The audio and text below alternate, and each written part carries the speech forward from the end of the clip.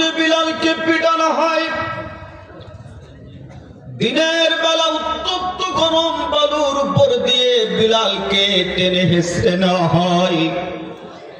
বিলালের একটাই অপরাধ, বিলাল কলেমা গ্রহণ করেছে, আল্লাহর প্রতি ঈমান এনেছে, নবীর প্রতি ঈমান এনেছে।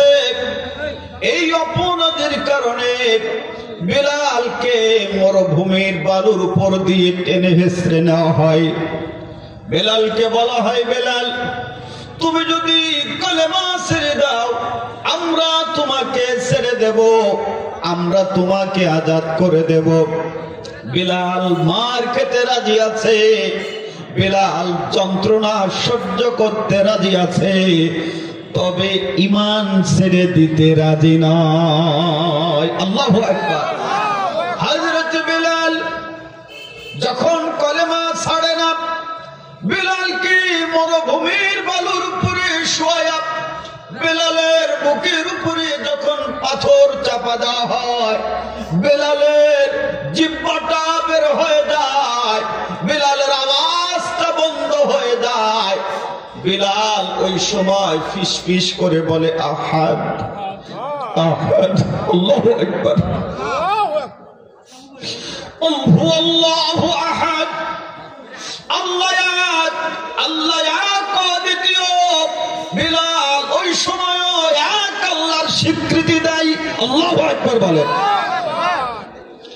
এই কলেমার জন্য বেলাল, এই কলেমার জন্য বেলাল মার খায়াছেন তায়েফে, এই কলেমার জন্য বেলাল, এই কলেমার জন্য বেলাল পাথর চাপা মরুতে প্রাণ চলে যায় তবু বেলাল, প্রাণ চলে যায় তবু বেলাল না ভুলিল ইল্লাল্লাহ। জোরে বলেন নারে তাকবীর। বিলাল ঈমান আনার মতো ঈমান এনেছে, যার কারণে বিলাল মার খেতে রাজি, বিলাল গায়ে রক্ত ঝরাতে রাজি, তবে ঈমান দিতে রাজি না। আল্লাহ কেন ঈমান আনার মতো ঈমান আনতে বললেন? কারণ আল্লাহ পাক ঈমানদার ব্যক্তিদেরকে দিয়া এমন একটি কাজ করাবেন যে কাজটা বড় কঠিন কাজ। কি কাজ? জোরে বলেন। সেই কাজটি বড় কঠিন।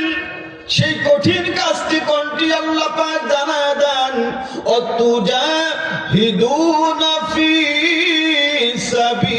সাবিলিল্লাহ। জোরে বলেন আল্লাহু আকবার। আল্লাহ পাক জানায় দেন, ও ঈমানদার তুমি শুনে নাও, তোমাকে আমার পথে লড়াই করতে হবে, সংগ্রাম করতে হবে, তোমাকে জিহাদ করতে হবে। ঈমানের দাবি করে নামাজ পড়া যত সহজ, হজ করা যত সহজ, যাকাত দেওয়া যত সহজ, ও মুসলমান ঈমানদারেরা আল্লাহর পথে লড়াই করা অত সহজ না।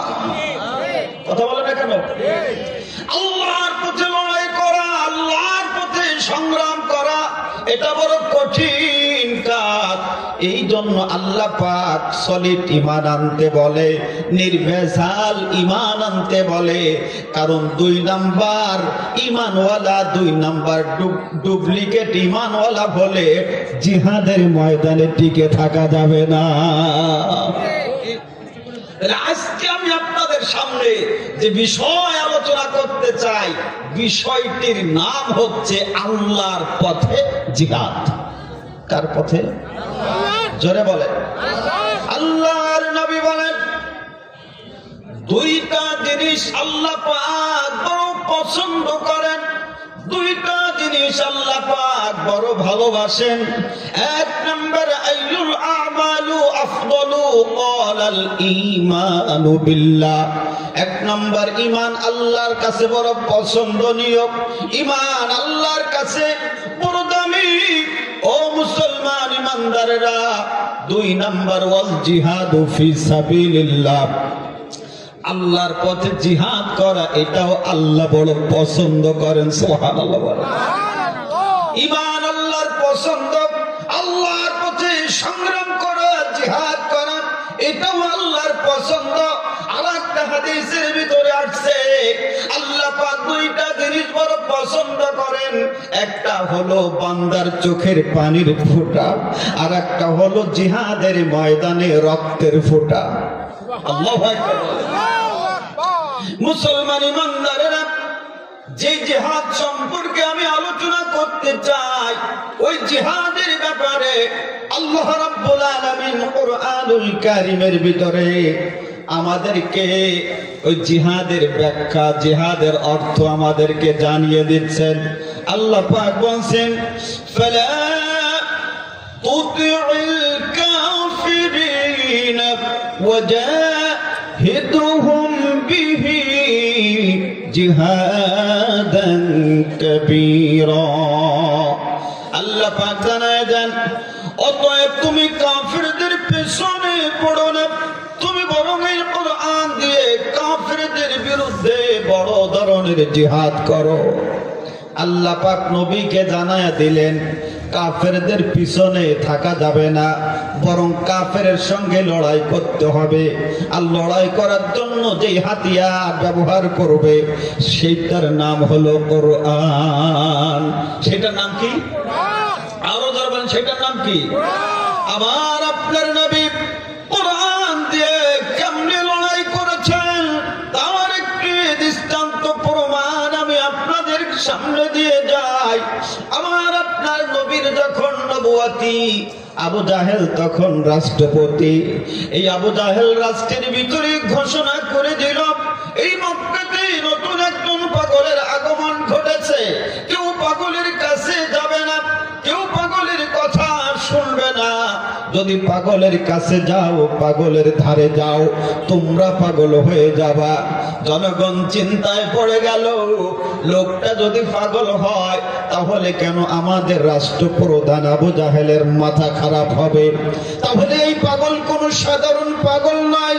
জনগণ চিন্তা করছে, এই পাগল যদি আমরা না দেখতে যাই তাহলে এই পাগলের চিন্তায় চিন্তায় পাগল হওয়া লাগবে। এবার নবীকে পাগল মনে করে ৭৩ জনের একটি কাফেলা রওনা করে রাসূলের নিকটে চলে গেল। জোরে বলেন সুবহানাল্লাহ। আল্লাহর নবীর নিকটে যখন পৌঁছে গেল, আল্লাহর নবীর চেহারার দিকে তাকিয়ে তাকিয়ে বলছে, এই লোকটা কোনোদিন পাগল হতে পারে না। কারণ আল্লাহ পাক দুনিয়াতে যত মানুষ তৈরি করেছেন, যত নবী রাসূল দুনিয়াতে আসছে, তার ভিতরে সবথেকে সুদর্শন নবী হলেন নবী মুহাম্মদুর রাসূলুল্লাহ সাল্লাল্লাহু আলাইহি ওয়াসাল্লাম। আবার আপনার নবীর চেহারা কত সুন্দর। আম্মা জান আয়েশা সিদ্দিকা রাদিয়াল্লাহু তাআলা আনহা বলেন, আল্লাহর নবী যখন আমার ঘরে আসতো, আমি আয়েশা আমার ঘরের বাতি বন্ধ করে দিতাম, বিশ্ব নবীর নূরানী চেহারায় ঘর আলোকিত হয়ে যেত। সবাই জোরে বললেন না সুবহানাল্লাহ। আম্মা জান আয়েশা বলেন, নবীর ওই নূরানী চেহারার আলোতে আমি সুজের ভিতরে সুতা ঢোকায়া রুমাল সেলাই করতাম। আল্লাহু আকবার। আল্লাহ পাক নবীকে এত সুন্দর চেহারা দিয়েছিলেন। আমার নবীর দাঁতগুলি ছিল সাদা, দাঁতগুলি ছিল সাদা। অথচ আমরা সেই নবীর উম্মত দাবি করি, আমাদের দাঁত না গাবের বিচি চিনা যায় না। কথা বলছেন কেন? আছে না নাই? আছে। ও মুসলমান, নবীজি যখন মিষ্টি হাসি দিতেন, দাঁতের ফাঁকা জায়গাগুলি দিয়ে মুক্তার দানার মতো ঝিকঝিক করতো। আল্লাহু আকবার। আল্লাহর নবীর ভুরুগুলো ছিল টানা টানা, চোখ ছিল ভাষা ভাষা। আল্লাহর নবীর মাথায় যে চুলগুলো ছিল ঢেউ ঢেউ দেওয়া। আমার নবী চুল আশ্রাইলে এক ধরনের সৌন্দর্য হয়ে যাইতো, আবার চুলগুলো এলোমেলো থাকলে আর এক ধরনের সৌন্দর্য হয়ে যাইতো। আমার নবী চুলের তেল দিলে আর এক ধরনের সৌন্দর্য হইতো। জোরে বলেন আল্লাহু আকবার। আমার নবীর সিনাটা ছিল বড়, পেটটা ছিল ছোট। অথচ বাংলাদেশে অনেক পীর পাওয়া যায়, পীর দেখা যায়, সিনা নেই, শুধু ভুড়ি। কথা বলে না কেন? রামপাল গেছি ওয়াজ করার জন্য, দেখি আমার পরে এক পীর সাহেব মঞ্চে আসছে। চিন্তা করলাম পীর সাহেবের সঙ্গে একটু মোয়ালাকা করি। এখন দেখি যে কায়দার ভুড়ি, সিনার কাছে আমি যেতে পারছি না। অথচ নবীর সিনা ছিল বড়, পেটটা ছিল ছোট। রসুল বেশি লম্বা ছিলেন না, আবার রসুল বেটেও ছিলেন না। এত সুন্দর সদর্শন করেন আল্লাহ পাক নবীকে তৈরি করেছেন।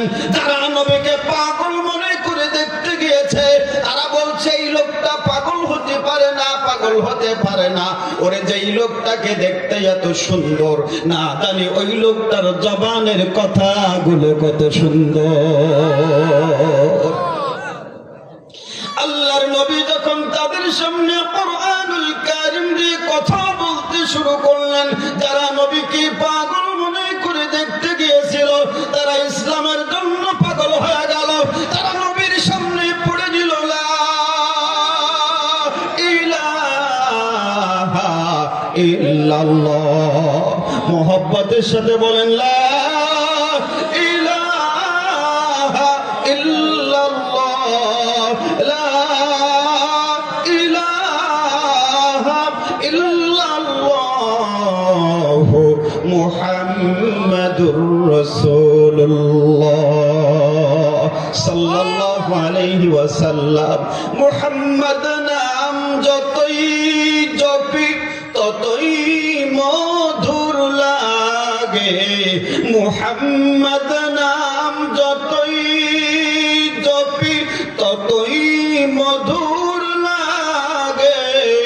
এ নামেতে এত মধু কে জানি তো আগে। আল্লাহু আকবার। আমার আপনার নবী কাফেরের সঙ্গে কোরআন দিয়ে মোকাবেলা করার কারণে আল্লাহ পাক কাফেরদেরকে ঈমানের মতন দৌলত দান করলেন। আল্লাহ পাক কাফেরদেরকে হিদায়াত দান করলেন। সুবহানাল্লাহ বলেন। হেদায়েত কোন বক্তার কাছে নেই, কোন নবীর কাছে ছিল না, সাহাবের কাছে ছিল না। হেদায়েতের মালিক কে? যে আল্লাহ হিদায়াতের মালিক, সে আল্লাহ হিদায়াতের জন্য একখানা কিতাব দিলেন, যে কিতাবের নাম হুদা। আল্লাহ পাক জানায় দিলেন হুদাল লিন্নাস ওয়া বাইয়িনাতিন মিনাল হুদা ওয়াল ফুরকান। গোটা মানব মণ্ডলীর হিদায়াতের জন্য আল্লাহ পাক নাযিল করেছেন যেই ফুরকান।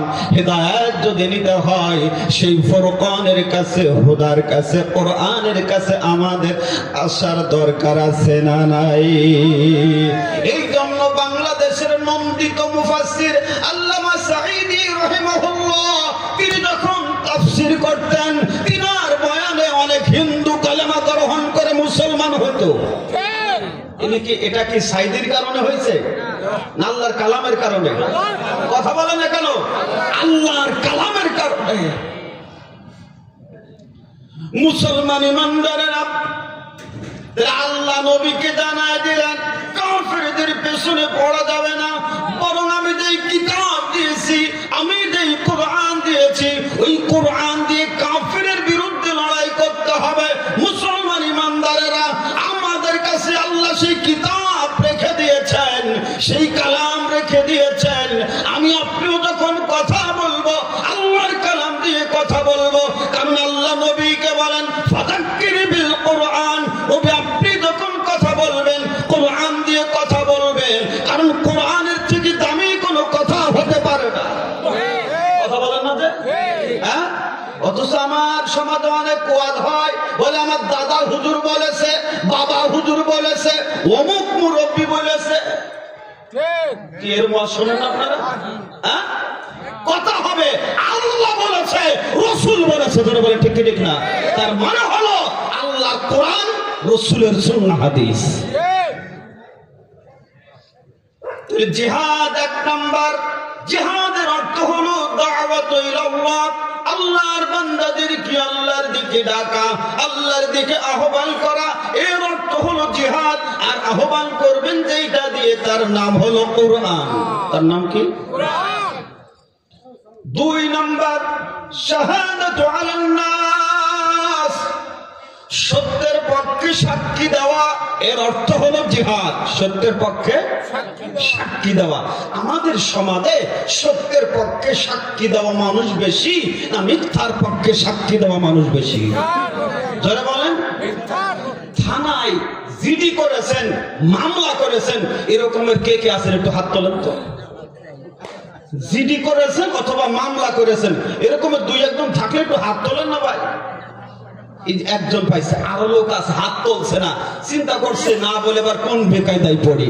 আচ্ছা মনে করেন আপনার বাড়ি যদি ডাকাতি হয়, চুরি হয়, মনে করেন 50,000 টাকার মাল চুরি হয়েছে, আপনি যখন অভিযোগ করবেন 50,000 টাকা লিখবেন নাকি একটু বাড়াই লিখবেন? বলেন বলেন বলেন। অথচ আপনার মাথায় টুপি আছে, মুখে দাড়ি আছে, গায়ে সুন্নাতের লিবাস আছে, আপনি 5 ওয়াক্ত নামাজে নামাজ পড়েন, হাতে তাসবিহ আছে, জিকির ফিকির আপনি চলেন, অথচ চুরি হয়েছে 50,000 টাকা।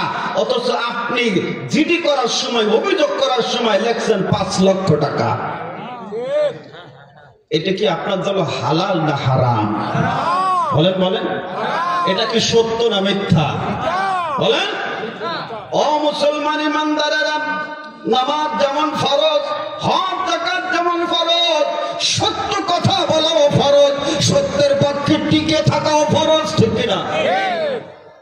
50 টাকার ক্ষতি হলে 50 টাকা লিখতে হবে, এটাই হচ্ছে ঈমানের পরিচয়। আল্লাহ রাব্বুল আলামিন কুরআনুল কারীমের মাধ্যমে আমাদেরকে জানিয়ে দেন, ওয়াকাযালিকা জুআলনাকুম উম্মাতাও ওয়াসাতাল লিতাকুনু শুহাদা আলান নাস ওয়া ইয়াকুনার রাসূলু আলাইকুম শাহীদা।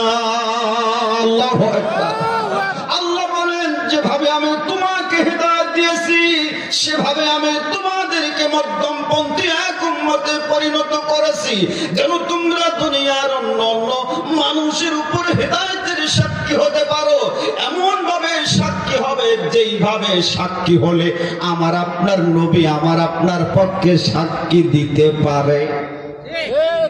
সত্যের পক্ষে আমাকে আপনাকে এমন ভাবে চলতে হবে, এমন ভাবে থাকতে হবে, এমন ভাবে টিকতে হবে যেইভাবে টিকলে আমার আপনার নবী আমার আপনার পক্ষে সাক্ষী হয়।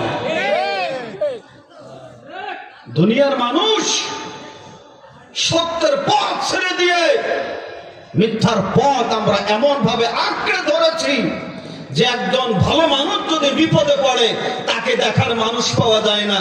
এই 2024 সালের আগে কত ভালো মানুষকে থানায় নেওয়া হয়েছে, জেলখানায় নেওয়া হয়েছে।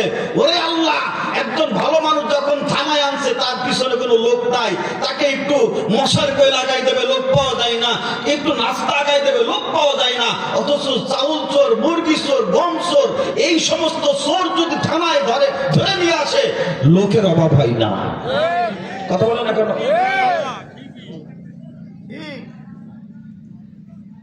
তবে আমি আপনি ঈমান নিয়ে থাকতে চাই, ঈমান নিয়ে মরতে চাই। যদি ঈমান নিয়ে থাকতে চাই, মরতে চাই, অবশ্যই সত্যের পক্ষে থাকতে হবে, ঠিক না? দাও খোদা দাও আমায় আবার ওমর দারাজ দিল, দাও খোদা দাও আমায় আবার ওমর দারাজ দিল, দেওয়ালের মতো বীর সেনানি, আলীর মতো বীর সেনানি, জাগাতে নিখিল, দাও খোদা দাও আমায় আবার ওমর দারাজ দিল। জোরে বলেন আল্লাহু আকবার।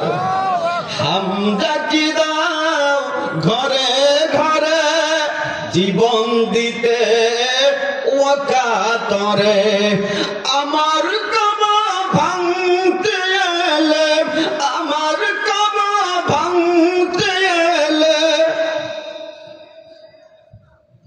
দাও জাগাতে নিখিল দাও খুদা দাও আমায় আবার অমর দারাজ দিল জোরে বলেন নারায়ে তাকবীর আর একটু জোরে বলেন নারায়ে তাকবীর তাহলে এক নাম্বার জিহাদ মানে আল্লাহর দিকে ডাকা দুই নাম্বার জিহাদ মানে সত্যের পক্ষে সাক্ষী দেওয়া তিন নাম্বার আল্লাহ রাব্বুল আলামিন কোরআনুল কারীমের ভিতরে বলছেন ওয়াল তাকুম মিনকুম উম্মাতুন ইয়াদউনা ইলাল খায়রি ويأمرون بالمعروف وينهون عن المنكر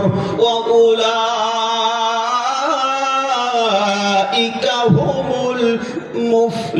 المفلحون জোরে বলেন আল্লাহু আকবার আল্লাহ রাব্বুল আলামিন বলেন তোমাদের মধ্যে এমন একটি দল থাকা উচিত যেই দলের কর্মকাণ্ড হলো সৎ কাজের আদেশ করবে অসৎ কাজে নিষেধ করবে আল্লাহ বলেন যারা সৎ কাজে আদেশ করবে অসৎ কাজে নিষেধ করবে তারাই সফলতা অর্জন করবে জোরে বলেন সুবহানাল্লাহ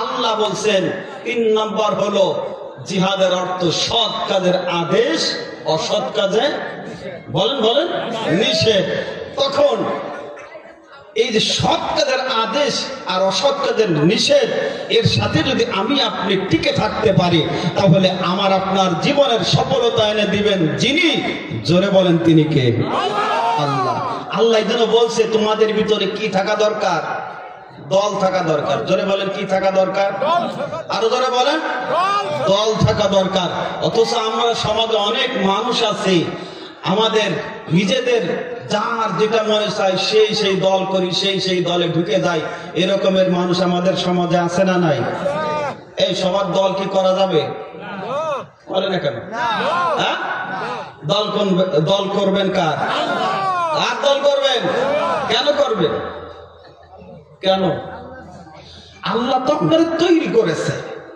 আল্লাহ আপনাকে অক্সিজেন দেয় আল্লাহ আপনাকে রিজিক দেয় আল্লাহ আপনাকে সুস্থতা দান করে আল্লাহ আপনাকে বাঁচায় রেখেছে আল্লাহ আপনার সকল প্রকার হাজত পূরণ করতেছে যে আল্লাহ আপনার সব দায়িত্ব গ্রহণ করছে দল করলে তারই করতে হবে ধরে বলে ঠিক না বেটে আমরা কি করছি আল্লাহর দলকে তালাক দিয়ে আমরা নিজেরা দল বানাইয়া এবার সেই দলের পিছনে স্লোগান দিচ্ছে নেতা আছে পায়খানা জেলখানায় আমরা আছি পায়খানায় কথা কেন কেন আছে না নাই নেতা আছে কোন জায়গায় জেলখানায় আর আমরা আছি কোন জায়গায় পায়খানায় না সব দল করা জায়েজ কথা বলে না কেন সব দল করা জায়েজ নাই দল হলো দুইটা জোরে বলেন কয়টা দুইটা একটা হলো হিজবুল্লাহ আল্লাহর দল আর একটা হলো হিজবুশ শাইতান শয়তানের দল আচ্ছা শয়তানের দল করবেন কে কে হাত তোলেন তো কেউ করবেন কেউ করবেন না আচ্ছা আল্লাহর দল করবেন কে কে হাত তোলেন একটু আওয়াজ করে বলেন নারায়ে তাকবীর আল্লাহর স্লোগানটা একটু আওয়াজ আসতে হলে তো হবে না একটু জোরে বলেন নারায়ে তাকবীর হাত নামান এবার হাত তুলেছেন আল্লাহর দল করবেন একটু বোঝানোর জন্য বলি অনেকে বিয়ে করার পরে আবার স্ত্রী তালাক দেয় না কথা বলে না আচ্ছা বলেন তো স্ত্রীর তালাক দিলে কি শ্বশুরাত থাকে শাশুড়ি এখন যদি আপনি তালাক দেওয়ার পরে শ্বশুরে যদি বলেন ভাই কেমন আছেন আপনার কি গুনাহ হবে কথা কেন গুনাহ হবে শাশুড়ির যদি দেখা হওয়ার পরে বলেন আপা কেমন আছেন কোনো সমস্যা আছে কারণ বউ নেই শাশুড়ি নেই বউ নেই শ্বশুর নেই বউ নেই শালি নেই বউ নেই শালাও নেই কথা বলছেন কেন এখন মনে করেন স্ত্রী তালাক হয়ে গেল মাজরা বাজারে শ্বশুর আব্বার সাথে সাক্ষাৎ হওয়ার পরে আপনি যদি সেই সাবেক জিনিস বহাল রেখে বলেন আসসালামু আলাইকুম শ্বশুর আব্বা কেমন আছেন আচ্ছা বলেন কি সালামের জবাব দেবে না না শ্বশুর পার জুতো খুলবে? বলেন বলেন বলেন, পার জুতো খুলবে। কেন খুলবে? যে বড়া বড়ার বেটা, বড়া বড়া কিছুদিন আগে তোমার মেয়ে তালাক দিছি, আর আজকে বাজারে এসে শ্বশুর আব্বা বলে সালাম দিচ্ছে। এখন জামাই বিটা যদি বলে আব্বা তালাক দিছিলাম তো আপনার মেয়েরে, আপনার তো তালাক দেই নেই। এবার আপনারা বলেন তো, স্ত্রী তালাক দেওয়ার কারণে শ্বশুর অটো তালাক পড়ে গেছে না? কথা বলে দেখেন, আর কি শ্বশুর আছে? আর শ্বশুর নাই। ভালো করে বুঝতে হবে মুসলমান, হাত তুলেছেন আল্লাহর দল করবেন, আল্লাহর দল করবেন এই কথা স্বীকৃতি দিয়ে। এখন যদি আপনি কোন মানুষ রচিত দলের কর্মী হন, সমর্থক হন, নেতৃত্ব দেন, তাহলে আপনি অটো শয়তানের দলে থাকবেন। তার বেলা ঠিক ঠিক না? সবকিছু গ্রহণ করবেন আল্লাহ, দল করবেন বান্দার। মরার পরে ফেরেশতারা ভুল করবে না, মা জাগা মতনই দেবে। ঠিক না? বিশ্বাস হয় না? হয় একবার মরে দেখেন। তাহলে আল্লাহ বলছে তোমাদের মধ্যে এমন একটা দল থাকা উচিত যে দলের কর্মকাণ্ড হলো সৎ কাজে আদেশ করা, অসৎ কাজে নিষেধ করা। যারা সৎ কাজের আদেশ করবে, অসৎ কাজে নিষেধ করবে। আল্লাহ বলেন ওয়াউলাইকা হুমুল মুফলিহুন। আল্লাহ বলেন আমি তাদেরকে সফলতা দান করব। জোরে জোরে বলেন সুবহানাল্লাহ।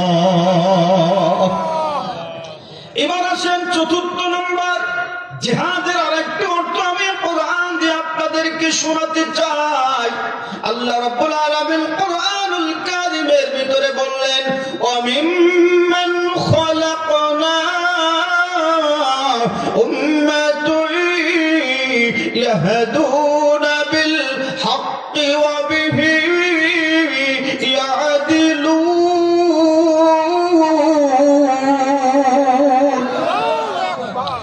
আল্লাহ পাক জানায় দিলেন আমি যাদেরকে সৃষ্টি করেছি তাদের মাঝে এমন একটি দল আছে যারা সঠিকভাবে মানুষদেরকে দ্বীনের পথে ডাকে, আল্লাহর দিকে ডাকে এবং নিজেদের ভিতরে ইনসাফ প্রতিষ্ঠা করে। ভালো করে বুঝতে হবে মুসলমান, আগের আয়াতে আল্লাহ জানায় দিলেন দল থাকা উচিত। এইবার আরেকটা আয়াতের ভিতরে আল্লাহ পাক বলে দিলেন দল আছে। দল জোরে বলেন, দল আছে। আল্লাহর দল আছে, আল্লাহর দলের কর্মী আছে, আল্লাহর দলের সমর্থক আছে। যার কারণে আসমান আসমানের জায়গায় আছে, জমিন জমিনের জায়গা আছে, চাঁদ চাঁদের জায়গা, সূর্য সূর্যের জায়গা। ওরে যেই দিন আল্লাহর দল থাকবে না, আল্লাহর দলের আল্লাহর কর্মী থাকবে না, ভালো করে বুঝবেন মুসলমান, আসমান আসমানের জায়গা থাকবে না, জমিন জমিনের জায়গা থাকবে না, সূর্য আর তাপ দিবে না, চাঁদ আলো দিবে না, আকাশ আকাশের কাছে থাকতে পারবে না। সবকিছু লন্ড ভন্ড করে চুরমার করে দিবেন যিনি। আওয়াজ করে বলেন তিনি কে? আল্লাহ। বরযাত্রী যান না আপনারা? বরযাত্রী, এই বরযাত্রী যান, বরের সঙ্গে গেলে কত ইজ্জত সম্মান মর্যাদা। ওই বাড়িতে গিয়ে যদি আপনি কোনো ত্রুটিও করেন, এরপরও কর্তৃপক্ষ আপনার বিরুদ্ধে কোনো অ্যাকশন দেয় না। কারণ বর বড় দামি জিনিস, ওই দামি বরের সঙ্গে যারা আছে তারাও দামি হয়ে গেছে। এখন কোন যাত্রী যদি বর ছাড়া যায়, কি ছাড়া? জোরে বলেন, বর ছাড়া। যদি আপনি বলেন যে আমাদের ছেলেটা সরকারি চাকরি করে, ছুটি পাইনি, কি করে আনবো? অতএব আমাদের 100 যাত্রী আসার কথা, আমরা একজনও বেশি আসি নাই। আমাদের জবান ঠিক আছে, আমাদের ঈমান ঠিক আছে, আমরা 100 যাত্রী আসছি। অথচ আমাদের সমাজে প্রচলন আছে যদি 100 জনের কথা বলে হাজির হয় 150। আছে না নাই? ভালো করে শোনেন।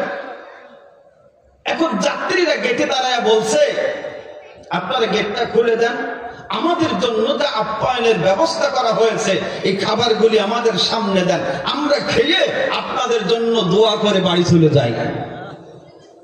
এই কথা বললে তো গেট খুলে দিছে ভাই। একটু বস্তু শুনতেছে, তাহলে গেট কি খুলবে? খুলবে। গরুর গোশ নসিবে হবে না, কয় না গরুর রশি নিয়ে আয়। কিসের রশি? কিসের রশি? গরুর রশি। আর সবগুলোর পিঠপুরা দিয়ে বর, বর নেই, যাত্রী কেটে আইছে ওরে লুস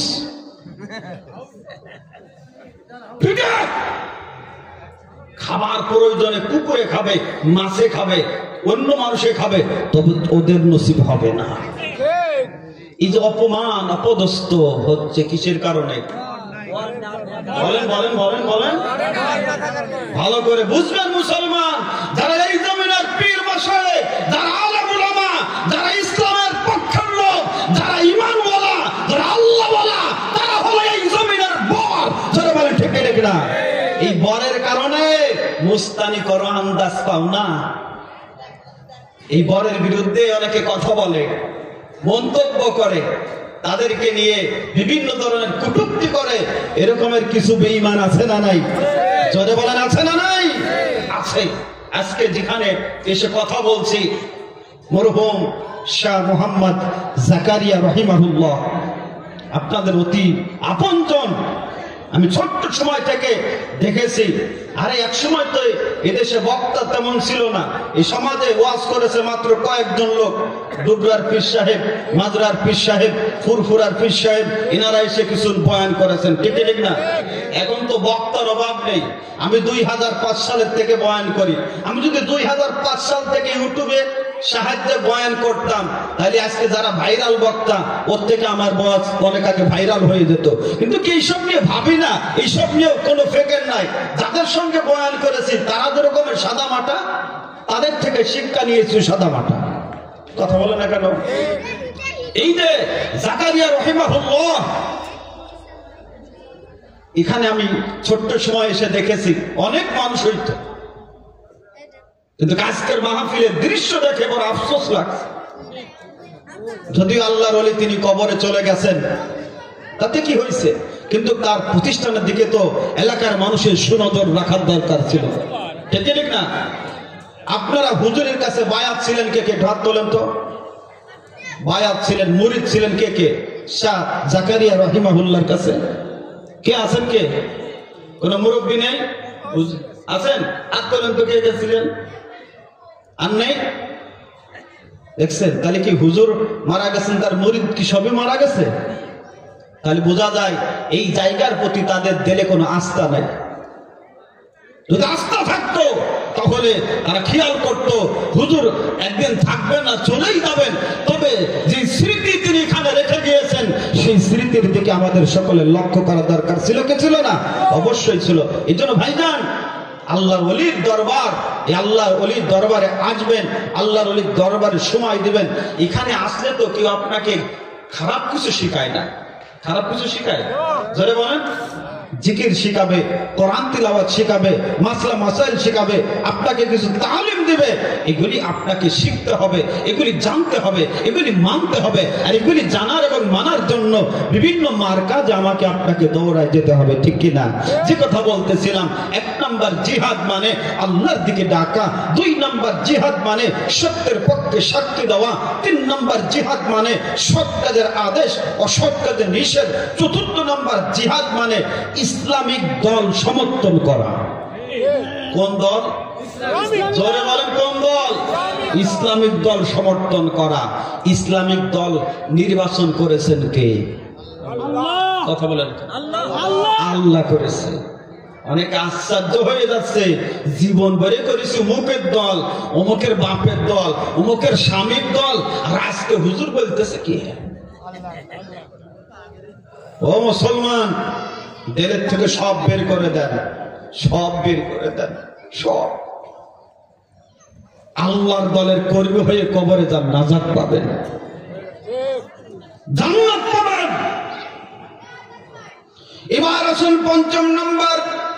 আল্লাহ পাক কোরআনুল কারীমের ভিতরে বলেন, কুতিবা আলাইকুমুল কিতালু ওয়া হুয়া কুরহুল লাকুম ওয়া আসা আন তাকরাহু শাইআন ওয়া হুয়া খায়রুল লাকুম ওয়া আসা আন তুহিব্বু শাইআন ওয়া হুয়া وشر لكم والله يعلم وأنتم لا تعلمون জোরে বলেন আল্লাহু আকবার জোরে বলেন নারে তাকবীর আল্লাহ রাব্বুল আলামিন বলেন আমি অন্যায়কে নির্মূল করার জন্য ন্যায়কে প্রতিষ্ঠা করার জন্য জিহাদ তোমাদের জন্য ফরজ করেছি কি ফরজ জোরে বলেন নামাজ কি রোজা হজ যাকাত